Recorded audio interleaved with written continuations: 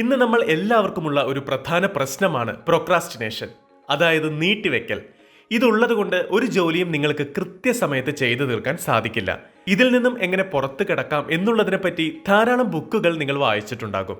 അതിൽ ധാരാളം സൊല്യൂഷൻസും ഉണ്ടായിരിക്കും. അതായത് മൊബൈൽ ഉപയോഗിക്കാതെ ഒരിടത്ത് മാറ്റിവെക്കുക, ആവശ്യമില്ലാത്ത ആപ്ലിക്കേഷനുകൾ അൺഇൻസ്റ്റാൾ ചെയ്യുക തുടങ്ങി ധാരാളം സൊല്യൂഷനുകൾ നിങ്ങൾ വായിച്ചറിഞ്ഞിട്ടുണ്ടാകും. എന്നാൽ ഈ വീഡിയോയിൽ പ്രൊക്രാസ്റ്റിനേഷനെ പറ്റി നിങ്ങൾക്ക് അറിയാത്ത ചില കാര്യങ്ങളാണ് പറയാൻ പോകുന്നത്. ദ പ്രൊക്രാസ്റ്റിനേഷൻ ക്യൂർ എന്ന പുസ്തകത്തിൽ അതിനുള്ള ധാരാളം വഴികളുണ്ട്. ഇത് വായിച്ചതിൽ നിന്ന് മനസ്സിലാക്കാൻ പറ്റുന്ന ഒരു കാര്യം, നമ്മുടെ ബോഡിയെ സൊമ്പേറി ആക്കുന്ന ചില കാര്യങ്ങളാണ് ഈ പ്രൊക്രാസ്റ്റിനേഷന് കാരണം. ഈ പുസ്തകത്തിൽ നമുക്ക് പ്രൊക്രാസ്റ്റിനേഷന് കാരണമാകുന്ന ഫീലിംഗ്സ് എങ്ങനെ കണ്ടുപിടിക്കാം, അതിൽ നിന്ന് എങ്ങനെ പുറത്തു കടക്കാം എന്നുള്ള കാര്യങ്ങൾ വിശദമായി പറഞ്ഞിട്ടുണ്ട്. ഈ പുസ്തകത്തിൽ പറഞ്ഞിട്ടുള്ള 4 പ്രധാനപ്പെട്ട പോയിന്റുകളാണ് ഇന്ന് ഈ വീഡിയോയിൽ പറയാൻ പോകുന്നത്. ആദ്യത്തേതാണ് ന്യൂറോട്ടിക് പെർഫെക്ഷൻ. ധാരാളം പേർ സ്വന്തം ബിസിനസ് ആരംഭിച്ച് വലിയ സക്സസ് ആകണം എന്ന് പറഞ്ഞിട്ടുണ്ട്.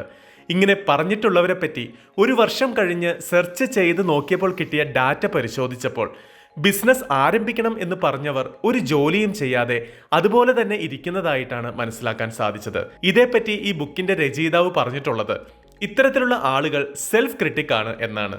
അവർ ചെയ്യേണ്ട ജോലിയെ സന്തോഷത്തോടെ ചെയ്യുകയുമില്ല. ഇത് കൂടാതെ ഇതുപോലെയുള്ള ആളുകൾക്ക് ഒരു സാറ്റിസ്ഫാക്ഷനും ഉണ്ടാകില്ല.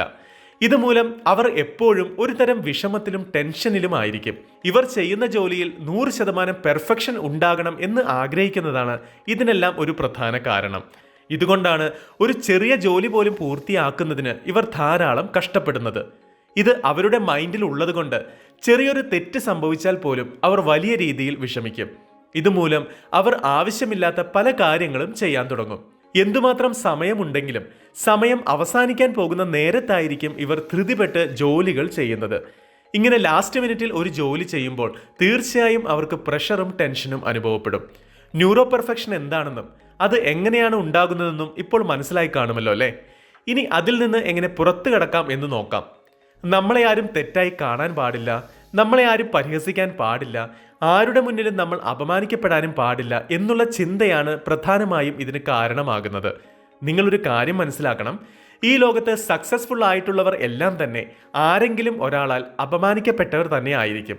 എന്നാൽ ഇത്തരത്തിൽ അപമാനിക്കപ്പെടുന്നത് ഭയന്ന് നിങ്ങൾ വിഷമിക്കുന്നതിൽ യാതൊരു അർത്ഥവുമില്ല. അപമാനിക്കപ്പെടുന്നതും നമ്മുടെ ജീവിതത്തിലെ വിജയത്തിന്റെ ഒരു ഭാഗമാണ്. അടുത്തതായി നിങ്ങൾ ചെയ്യേണ്ട ഒരു പ്രധാനപ്പെട്ട കാര്യമാണ് ഇറ്റ്സ് എനഫ്. അതായത് മറ്റുള്ളവർക്ക് നല്ലവനായിട്ടിരിക്കുന്നത്. മറ്റുള്ളവർ പറയുന്നത് കേട്ടാൽ മതിയാകും, മറ്റുള്ളവരുടെ അറിവ് അറിഞ്ഞാൽ മതിയാകും തുടങ്ങിയ വിഷയങ്ങളെല്ലാം നിങ്ങൾ മാറ്റിവെക്കുക. കാരണം അവർ പറയുന്നതെല്ലാം നിങ്ങൾ വളരെ നല്ലവനാണ്, നിങ്ങൾക്കൊന്നും ചെയ്യാൻ സാധിക്കില്ല, നീ മറ്റുള്ളവരുടെ താഴെ വേണം ഇരിക്കേണ്ടത്, കാരണം നിന്നെക്കൊണ്ട് അച്ചീവ് ചെയ്യാൻ പറ്റാത്ത ഗോൾസ് ആണ് നീ സെറ്റ് ചെയ്യുന്നത്, ഇത്തരത്തിലുള്ള കാര്യങ്ങളാകും. ഇവർ പറയുന്ന ഇത്തരം കാര്യങ്ങളൊന്നും സത്യമല്ല. അതുകൊണ്ട് ഇത്തരത്തിലുള്ള സംഭാഷണങ്ങളിൽ നിന്നും പുറത്തു കടന്ന് നിങ്ങൾക്ക് എന്താണ് ശരിയെന്ന് തോന്നുന്നത്, എന്താണ് സംസാരിക്കാൻ തോന്നുന്നത് അത് ചെയ്യുക. പ്രധാനമായിട്ടും നിങ്ങൾ നിങ്ങളെ തന്നെ വിശ്വസിക്കണം. അതാണ് ഏറ്റവും പ്രധാനം. നിങ്ങൾക്കുള്ള പ്രയോറിറ്റീസ് കണ്ടെത്തണം. നിങ്ങൾക്കുള്ളത് 2 പ്രയോറിറ്റീസ് ആണ്. ഒന്ന്, നിങ്ങളുടെ വർക്ക് സ്റ്റാർട്ട് ചെയ്ത് ജോലി ചെയ്യാൻ ആരംഭിക്കുന്നത്. രണ്ടാമത്, സ്റ്റാർട്ട് ചെയ്ത ജോലിയെ സമയത്ത് തീർക്കുന്നത്. ഇത് മാത്രമായിരിക്കണം നിങ്ങളുടെ പ്രയോറിറ്റി. നിങ്ങൾ ന്യൂറോ പെർഫെക്ഷനിസ്റ്റ് പേഴ്സൺ ആണെങ്കിൽ അതിൽ നിന്ന് എങ്ങനെ പുറത്തു കടക്കണം എന്നതിന് നാളെ ചെയ്യേണ്ട കാര്യങ്ങൾ തലേ ദിവസം രാത്രി ഒരു പേപ്പറിൽ എഴുതണം. തൊട്ടടുത്ത ദിവസം നിങ്ങൾ ആ ജോലി ചെയ്ത് തീർക്കണം. അന്ന് തന്നെ ആ ജോലി ചെയ്തു തീർക്കാൻ ഉറപ്പായും നിങ്ങൾ ശ്രദ്ധിച്ചിരിക്കണം. അതായിരിക്കണം നിങ്ങളുടെ പ്രയോറിറ്റി. നിങ്ങൾ മറ്റുള്ളവരെക്കാൾ ബെറ്റർ ആയിരിക്കണം എന്ന് ആഗ്രഹിക്കുന്നുണ്ടെങ്കിൽ എല്ലാ ദിവസവും രാത്രി ഉറങ്ങാൻ കിടക്കുന്നതിന് മുമ്പ് തൊട്ടടുത്ത ദിവസം ചെയ്യേണ്ട കാര്യങ്ങൾ ഒരു പേപ്പറിൽ എഴുതി വെക്കണം. അതൊരു വലിയ ജോലിയാണെങ്കിൽ 1 മുതൽ 7 ദിവസം വരെ നിങ്ങൾക്കത് എക്സ്റ്റെൻഡ് ചെയ്തു വെക്കാം. മറ്റുള്ളവരെക്കാൾ ബെറ്റർ ആകുന്നതിന് ഇതൊരു നല്ല ട്രിക്കാണ്. അതുപോലെ നിങ്ങൾക്ക് ആവശ്യമുള്ള ഒരു കാര്യമാണ് ഡിസിപ്ലിൻ. ഏത് കാര്യവും ഡിസിപ്ലിനോട് കൂടി ചെയ്യുന്നതിലൂടെ നിങ്ങൾ എന്ത് ചെയ്തുകൊണ്ടിരിക്കുന്നു, എന്ത് നോക്കിയാണ് കണ്ടിരിക്കുന്നത് എന്നുള്ളതിനെല്ലാം ഒരു ക്ലാരിറ്റി കിട്ടും. അതിനാൽ ഇതെങ്ങനെ ട്രൈ ചെയ്യാം എന്നുള്ളതിനെ പറ്റി മാത്രം ചിന്തിക്കുക. മറ്റുള്ളവരെ പറ്റിയോ പരിഹസിക്കുന്നവരെ പറ്റിയോ ചിന്തിക്കാതിരിക്കുക. നിങ്ങൾക്ക് വളരെ ആവശ്യമുള്ള കാര്യമാണ് ഡിസിപ്ലിൻ എന്ന് പറഞ്ഞല്ലോ. ഡിസിപ്ലിൻ എങ്ങനെ ഉണ്ടാക്കിയെടുക്കാം എന്നുള്ളതിനെക്കുറിച്ചുള്ള പല വീഡിയോകളും യൂട്യൂബിൽ നിങ്ങൾ കണ്ടിട്ടുണ്ടാകും. അതിൽ നിന്ന് മോട്ടിവേറ്റഡ് ആയി ലൈഫിൽ ഡിസിപ്ലിൻ കൊണ്ടുവരാൻ ശ്രമിക്കുകയും അത് പകുതി വഴിയിൽ വെച്ച് ഉപേക്ഷിക്കുകയും ചെയ്തിട്ടുള്ളവരാകാം നിങ്ങളിൽ പലരും. എന്നാൽ ഡിസിപ്ലിൻ എന്ന ട്രാക്കിൽ നിന്നും മാറാതെ ലൈഫിനെ മുന്നോട്ട് നയിക്കാൻ ഒരു പേഴ്സണൽ മെന്റർ നിങ്ങളുടെ കൂടെയുണ്ടെങ്കിലോ അത് നിങ്ങളുടെ മുന്നോട്ടുള്ള യാത്രയിൽ ഊർജം പകരും എന്നത് ഉറപ്പല്ലേ? അതിനായി ഒരു സദവസരവും നിങ്ങൾക്ക് മുന്നിലുണ്ട്. എന്താണെന്നല്ലേ? ഫാസ്റ്റ് റീബൂട്ട് ഒരുക്കുന്നു 90 ദിവസങ്ങൾ നീണ്ടു നിൽക്കുന്ന പേഴ്സണൽ മെന്ററിംഗ് പ്രോഗ്രാം. അതെ, ഒരാൾക്ക് ഒരു പേഴ്സണൽ മെന്റർ. സ്ഥിരതയാർന്ന വ്യക്തിഗത പരിശീലനങ്ങളിലൂടെ നിങ്ങളിലെ കൺസിസ്റ്റൻസി നിലനിർത്തി നിങ്ങളെ എല്ലാ അർത്ഥത്തിലും കൈപിടിച്ചുയർത്തുന്ന മെന്റേഴ്സിനെ ഫാസ്റ്റ് റീബൂട്ടിൽ നിന്ന് നിങ്ങൾക്ക് ലഭിക്കും. ജീവിത പ്രതിസന്ധികളെ ചലഞ്ചുകളായി നേരിടാൻ പര്യാപ്തമാക്കുന്ന ടാസ്കുകളും ചലഞ്ചുകളും നൽകി നിങ്ങളുടെ കൂടെ നിന്ന് നിങ്ങളെ നിരന്തരമായ ഫോൺ സംഭാഷണങ്ങളിലൂടെ ഗൈഡ് ചെയ്യാനും പുതുശീലങ്ങൾക്ക് പുതുജീവൻ നൽകി നിങ്ങളെ കണ്ടെത്തി സ്വയം പര്യാപ്തത കൈവരിക്കാനും അവർ നിങ്ങളെ പ്രാപ്തരാക്കുന്നു. കൂടാതെ ലൈവ് ക്ലാസ്സുകളിലൂടെ ജീവിത പാഠങ്ങൾ നൽകാൻ ഒരു ലൈഫ് കോച്ചും മൈൻഡ് മാനേജ്മെന്റിന് ഒരു മെഡിറ്റേഷൻ ഇൻസ്ട്രക്ടറും നിങ്ങൾക്ക് കൂടെയുണ്ടാകും. കൂടാതെ life topic videos, audio books, affirmations, articles, quotes, commentaries തുടങ്ങിയ ഒരു ശേഖരവും നിങ്ങളെ കാത്തിരിക്കുന്നു. ഇന്ന് തന്നെ നിങ്ങളുടെ സീറ്റ് ഉറപ്പാക്കൂ. കൂടുതൽ വിവരങ്ങൾക്ക് ഡിസ്ക്രിപ്ഷനിലും പിൻ കമന്റിലും കൊടുത്തിരിക്കുന്ന ലിങ്കിൽ ക്ലിക്ക് ചെയ്യുക. ഇനി നമുക്ക് വിഷയത്തിലേക്ക് തിരിച്ചു വരാം. രണ്ടാമത്തെ ഇമ്പോർട്ടൻ്റ് ആയ കാര്യമാണ് ക്രോണിക് വറിയർ. നമ്മളിൽ ചിലർക്ക് ജോലി ചെയ്യുന്നതിനുള്ള കോൺഫിഡൻസും സ്കില്ലും എല്ലാം ഉണ്ടാകും. എന്നാൽ അവർ ആ ജോലി പലപ്പോഴും ചെയ്യാറില്ല. ഇത്തരത്തിലുള്ളവരെയാണ് ക്രോണിക് വറിയർ എന്ന് പറയുന്നത്. ഇവർ ഒരു ജോലി ചെയ്യുന്നതിന് ശ്രമിക്കാറില്ല. ഇത്തരത്തിലുള്ളവർ ഒരു ജോലി സ്റ്റാർട്ട് ചെയ്യുന്നതിന് വളരെയധികം ഭയപ്പെടും. തങ്ങൾ ചെയ്യുന്ന ജോലി ഒരു പരാജയത്തിൽ അവസാനിക്കുമോ എന്നതാണ് അവരുടെ ഭയം. നിങ്ങൾ ഇതുപോലെയാണ് എങ്കിൽ തീർച്ചയായും മനസ്സിലാക്കേണ്ട ഒരു കാര്യമുണ്ട്. നിങ്ങൾ ഭയപ്പെട്ട് ഒരു ജോലിയും ചെയ്യാതെ ഇരുന്നാൽ നിങ്ങളുടെ സ്കിൽസും അറിവും എല്ലാം വേസ്റ്റ് ആയി പോകും. ഭയം എല്ലാവരെയും സംബന്ധിച്ച് ഒരു പൊതുവായ കാര്യമാണ്. പൊതുവെ ഏതൊരു ജോലിയിലും തീർച്ചയായും റിസ്ക് ഉണ്ട്. എല്ലാ വർക്കിലും ഉത്തരവാദിത്വം എന്നൊന്നില്ലേ? ഇത്തരം കാര്യങ്ങൾക്ക് ഭയപ്പെടുന്നത് വേസ്റ്റായ കാര്യമാണ്. നിങ്ങളെ കൊണ്ട് സാധിക്കും എന്ന വിശ്വാസം നിങ്ങൾക്കുള്ളിൽ തന്നെ വളർത്തിയെടുക്കണം. അത് നിങ്ങൾക്കുള്ള ഭയത്തെ ഇല്ലാതാക്കും. അതിനൊരു ഉദാഹരണമാണ് ബോക്സിംഗ്. ബോക്സിംഗിൽ നിങ്ങൾ ജയിച്ചാലും തോറ്റാലും റിങ്ങിൽ പോയി മത്സരിക്കണം. അതായത് നിങ്ങളുടെ ഭയത്തെ നിങ്ങൾ ഫേസ് ചെയ്തേ മതിയാകൂ. ബോക്സിംഗ് ചാമ്പ്യൻ ആകണമെങ്കിൽ അതിന് വർഷങ്ങളോളം പരിശീലനം നടത്തിയാൽ മാത്രമേ സാധിക്കൂ. അവർ റിങ്ങിൽ പോയി ധൈര്യപൂർവ്വം മത്സരിക്കുന്നത് കൊണ്ടാണ് അവർ ചാമ്പ്യൻ എന്ന പട്ടം നേടിയെടുക്കുന്നത്. അതിനാൽ നിങ്ങളുടെ ഭയത്തെ നേരിടാൻ നിങ്ങൾ ശ്രമിക്കണം. മൂന്നാമതായി പറയാൻ പോകുന്ന ഒരു പ്രധാനപ്പെട്ട പോയിന്റാണ് റെബലിയസ് പ്രൊക്രാസ്റ്റിനേറ്റർ. ഒരു ഓഫീസിൽ ഒരു എംപ്ലോയി ഉണ്ട്. അയാളാണ് അവിടെയുള്ള ബെസ്റ്റ് ആൻഡ് സൂപ്പർ എന്ന് ഓഫീസർ ഉൾപ്പെടെ അവിടെയുള്ള എല്ലാ എംപ്ലോയികളും അയാളെ നോക്കി പറയും. എന്നാൽ അയാൾ തൻ്റെ ജോലിയിൽ സന്തോഷവാനായിരിക്കില്ല. അതിന്റെ കാരണമായി അയാൾ കാണുന്നത് അയാളുടെ ദേഷ്യമാണ്. അയാൾ ഇങ്ങനെ ദേഷ്യപ്പെട്ടിരിക്കുന്നത് മറ്റുള്ളവർ കാരണമാണ് എന്നാണ് അയാൾ വിശ്വസിച്ചുകൊണ്ടിരിക്കുന്നത്.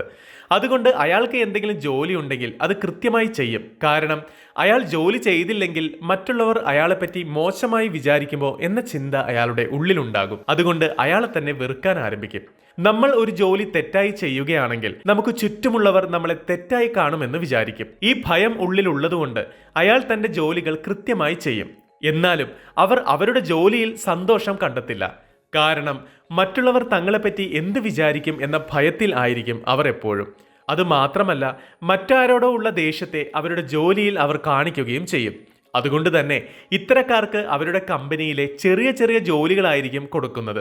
മറ്റുള്ളവർ നമ്മളെപ്പറ്റി പറയുന്ന കാര്യങ്ങൾ പ്രയോജനം ചെയ്യുമെങ്കിലും ചില സമയത്ത് നമ്മളെ മെന്റലി ബാധിക്കും. നിങ്ങൾക്ക് ശരിയായ അംഗീകാരം തരുന്നില്ല എന്ന് ഫീൽ ചെയ്യുമ്പോൾ ഓട്ടോമാറ്റിക്കായിട്ട് ദേഷ്യം വരും. അതുകൊണ്ട് നിങ്ങൾ ഒന്നും ചെയ്യാതെ അത് മാറ്റിവെക്കും. ഇതിനെയാണ് റെബലിയസ് പ്രൊക്രാസ്റ്റിനേഷൻ എന്ന് പറയുന്നത്. നിങ്ങൾക്ക് ശരിയായ അംഗീകാരം കിട്ടാത്ത സ്ഥലത്തും ആരും ശ്രദ്ധിക്കാത്ത സ്ഥലത്തും നിങ്ങൾക്ക് ദേഷ്യം വന്നാൽ അവരോട് ക്ഷമിക്കാൻ ശ്രമിക്കുക. ഇങ്ങനെ നിങ്ങൾ മറ്റുള്ളവരോട് ക്ഷമിക്കുമ്പോൾ മറ്റുള്ളവരുടെ പ്രശ്നങ്ങളെയും നിങ്ങൾക്ക് മനസ്സിലാക്കാൻ സാധിക്കും. ഇങ്ങനെ നിങ്ങൾ ചെയ്യുമ്പോൾ നിങ്ങളുടെ ജോലിയും ശരിയായ സമയത്ത് ചെയ്യാൻ സാധിക്കും. കാരണം നിങ്ങളുടെ ദേഷ്യം കൊണ്ട് മറ്റുള്ളവരുടെ മേൽ പഴിചാരിക്കൊണ്ടാണ് നിങ്ങൾ ഇരിക്കുന്നത്. എന്നാൽ ഇപ്പോൾ അതില്ലാത്തത് കൊണ്ട് നിങ്ങളുടെ ജോലി ഫ്രീ ആയിട്ടും ആത്മാർത്ഥമായിട്ടും ചെയ്യാൻ സാധിക്കും. അതുകൊണ്ട് ആരെങ്കിലും നിങ്ങളെ ദേഷ്യപ്പെടുത്തിയാലും അവരോട് ക്ഷമിക്കുക. Forgive other and forgive yourself. നാലാമത്തെ പോയിന്റാണ് to strategy to stop procrastination. നമ്മുടെ ഫീലിംഗ്സ് എങ്ങനെയാണോ നമ്മളെ ജോലി ചെയ്യുന്നതിൽ നിന്നും തടയുന്നത് എന്ന് മനസ്സിലാക്കണം. ഇതേപ്പറ്റി ഈ പുസ്തകത്തിൽ 2 സ്ട്രാറ്റജീസ് എന്ന് പറഞ്ഞിട്ടുണ്ട്. അതിൽ പറഞ്ഞിട്ടുള്ള പ്രധാന കാര്യം നിങ്ങളുടെ ഫീലിംഗ്സ് കൺട്രോൾ ചെയ്തിട്ട് നിങ്ങളുടെ വർക്കിൽ ഫോക്കസ് ചെയ്യണം. അതിൽ പ്രധാനപ്പെട്ടത് നിങ്ങളൊരു ജോലി ചെയ്യുമ്പോൾ പലർക്കും neck pain, back pain, hip pain എന്നിവ ഉണ്ടാകാറുണ്ട്. ഇതെല്ലാം നമ്മൾ ജോലി ചെയ്തുകൊണ്ടിരിക്കുമ്പോൾ വേദന ഉണ്ടാക്കിയേക്കും. നമ്മുടെ ബോഡിയുടെ മസിൽസ് വളരെയധികം സ്ട്രെസ്ഫുൾ ആയിരിക്കുന്നതിനാലാണ് ഇങ്ങനെ സംഭവിക്കുന്നത്. അതുകൊണ്ട് ബോഡിയുടെ മസിൽസ് ഫ്രീ ആയി ഇരിക്കുന്നതിന് വേണ്ടി നിങ്ങൾ ഇടയ്ക്കിടെ ബോഡി മസാജ് ചെയ്യാം. കൂടാതെ നിങ്ങൾക്ക് യോഗ ചെയ്യുകയും ജിമ്മിൽ പോവുകയും ഒക്കെ ചെയ്യാവുന്നതാണ്. അങ്ങനെ ചെയ്യുമ്പോൾ നിങ്ങളുടെ ബോഡിയുടെ മസിൽസ് സ്ട്രോങ് ആയും ഹെൽത്തി ആയും മാറും. ഒപ്പം നിങ്ങളുടെ ബോഡിക്ക് ആവശ്യമായ വിശ്രമവും കൊടുക്കണം. ഇതെല്ലാം ചെയ്യുമ്പോൾ നിങ്ങളുടെ ബോഡിയിൽ ഡിസ്കംഫർട്ട് എന്തെങ്കിലും ഉണ്ടെങ്കിൽ അത് ഇല്ലാതാകും.